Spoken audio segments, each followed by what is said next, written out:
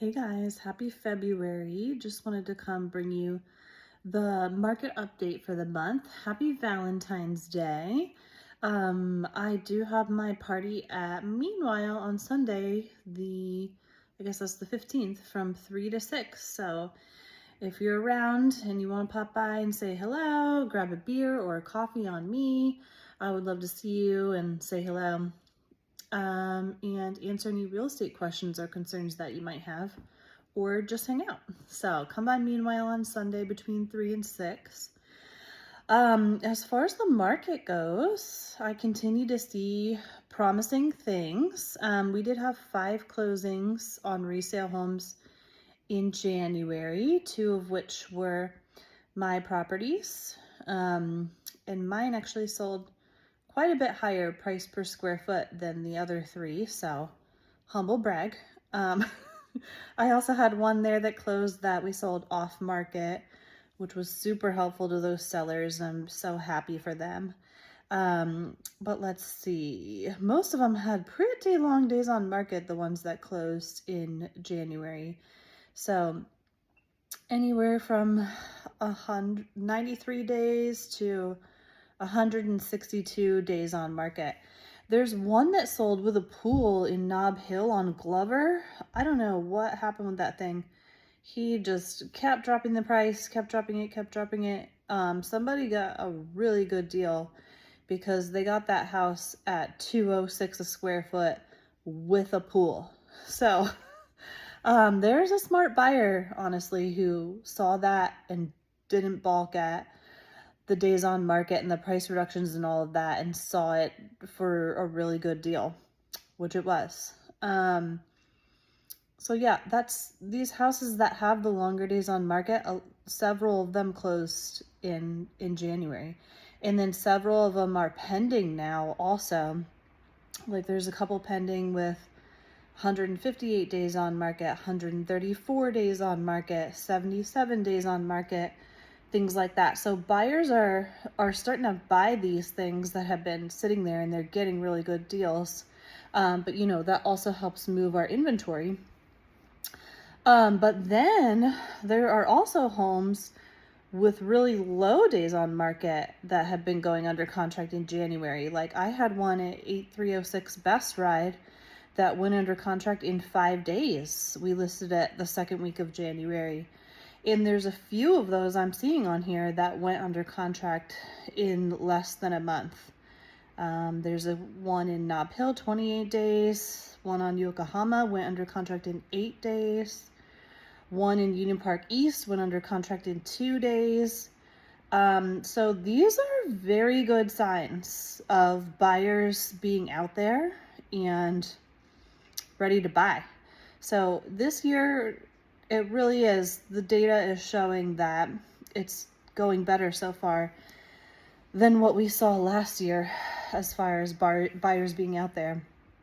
I did want to point out there's one in Nob Hill on Barbary Court, which is a beautiful home at the end of a cul-de-sac with no neighbors behind.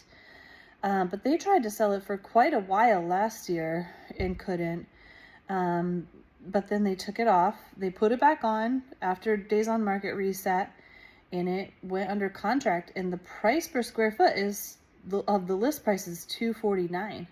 So let's watch that one and see what price it closes at. But that's a pretty high price point, because remember last year the average sold price per square foot was about $224 for a single family home.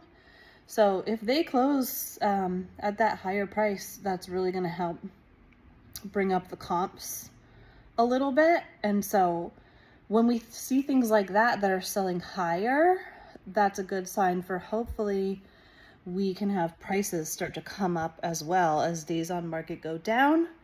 And that would just be rock star for our sellers this year. So let's see, continue to watch what happens there.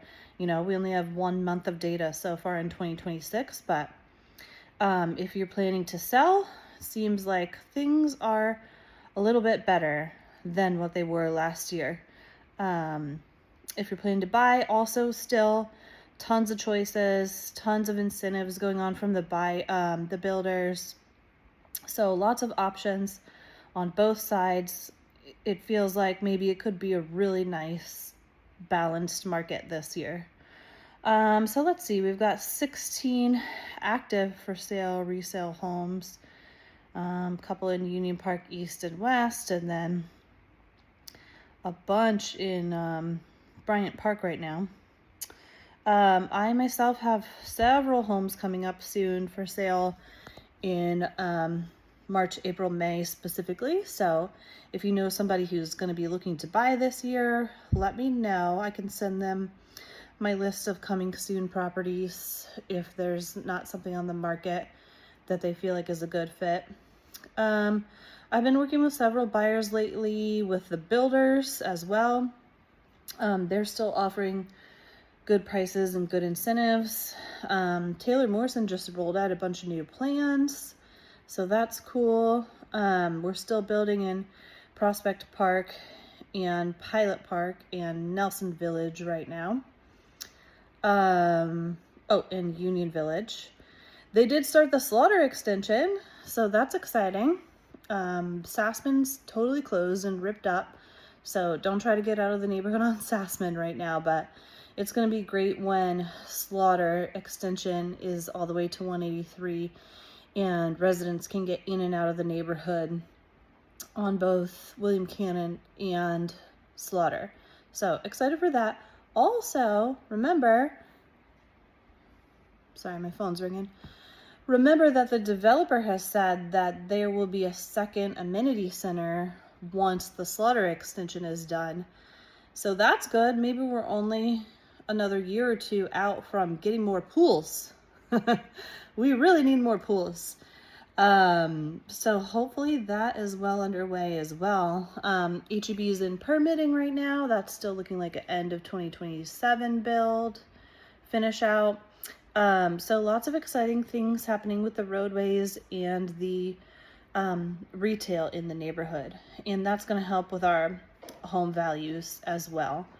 Easier accessibility, more things nearby to make us feel less remote. These are all good things. So again, 2026, feeling great, grooving along so far.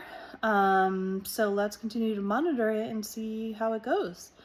I hope to see some of you at Meanwhile on Sunday, and if not, you know where to find me if you have any questions about buying and selling in Easton Park. I hope you enjoy the rest of your February. Thank you.